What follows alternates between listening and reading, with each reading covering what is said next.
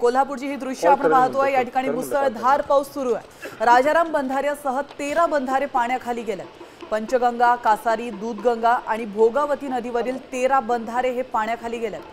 पाण्याखाली गेलेल्या बंधाऱ्यांवरून वाहतूक पूर्णतः बंद करण्यात आली आहे। पर्यायी मार्गाने वाहतूक सुरू आहे। मात्र विशेष म्हणजे मे महिन्यातच राधानगरी हे धरण 50% भरलेलं आहे। अजून तर पावसाळा यायचा बाकी आहे आणि त्या आधीच मान्सूनपूर्व पावसानेच हे धरण तब्बल 15% भरलंय। या संदर्भात अधिक माहिती देत आहेत आमचे प्रतिनिधी रणजित माजगावकर। पाहूया।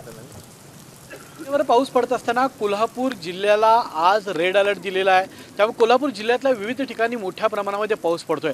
आज दिवसभर कोल्हापूर शहरात मात्र पावसानं उसंत घेतलेली आहे।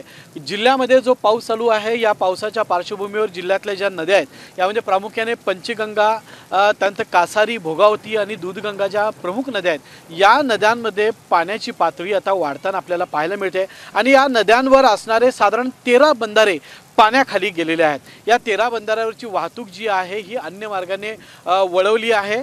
त्यामुळं नागरिकांवर किंवा प्रवाशांवर मोठा ताण आल्याचं आपल्याला पाहायला मिळत नाही।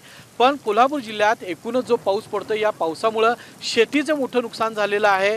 काढणीला आलेली पिकं जी आहेत ही पाण्याखाली गेलेली आहेत। त्यामुळे शेतकऱ्यांनी आपलं झालेलं नुकसान हे शासनानं भरून द्यावं अशी मागणी केलेली आहे। कॅमेरामन सचिन सावंत सोबत मी रणजित माजगावकर, साम टीव्ही, कोल्हापूर।